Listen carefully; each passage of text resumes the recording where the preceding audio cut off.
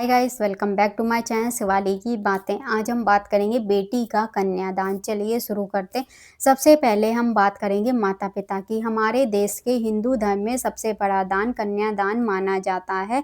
जब बेटी की शादी होती है तो माता पिता अपने आप को सौभाग्यशाली मानते हैं कि उन्हें कन्यादान करने का मौका मिला है।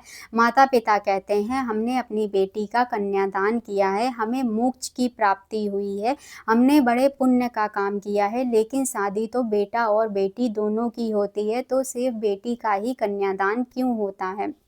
अब हम बात करेंगे बेटी को वस्तु समझना। कन्यादान का मतलब होता है बेटी को दान करना, लेकिन दान शब्द तो हम किसी वस्तु या फिर जानवरों के लिए प्रयोग करते हैं, जैसे सोना, चांदी, धन, कपड़े या फिर गाय, भैंस, बकरी, बैल इत्यादि। ये सारी चीज़ें हम दान करते हैं। उसी तरह माता पिता अपने बेटी का भी दान कर देते हैं। अब हम बात करेंगे पिता का स्वामित्व। पुरुष प्रधान समाज सदियों से अपनी बेटियों को बेड़ियों में जकड़े हुए है। कहा जाता है कि शादी से पहले बेटी पिता की संपत्ति मानी जाती है। पिता का बेटी पर मालिकाना हक होता है। पिता अपनी बेटी का किसी से भी विवाह करवा सकते हैं। बेटी की इच्छा का कोई महत्व नहीं होता है। अब हम बात करेंगे पति को स्वामित्व।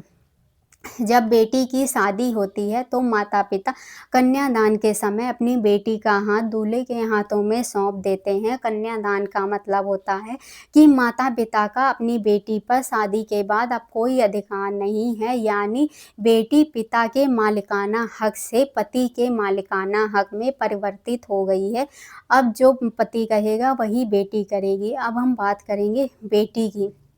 हमारे समाज में कहा जाता है कि शादी के बाद बेटी का अपने माता पिता पर कोई अधिकार नहीं होता है और ना ही उनकी संपत्ति पर होता है, क्योंकि शादी के बाद बेटी का गोत्र बदल जाता है, वो पिता के गोत्र से बाहर हो जाती है। लेकिन शादी के बाद से बेटी की मृत्यु तक सारी चीज़ें मायके से ही जाती हैं।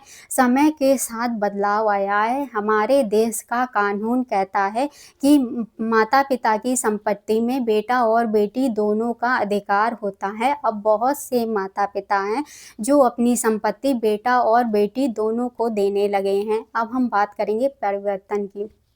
समय के साथ बदलाव आया है, लेकिन बदलाव की ज़रूरत अभी भी है। हमारे देश में ऐसे बहुत से माता पिता हैं जिन्होंने अपनी बेटी की शादी में कहा है कि हम कन्यादान की रस्म नहीं करेंगे, हम शादी में और सारी रस्में करेंगे, लेकिन कन्यादान की रस्म नहीं करेंगे।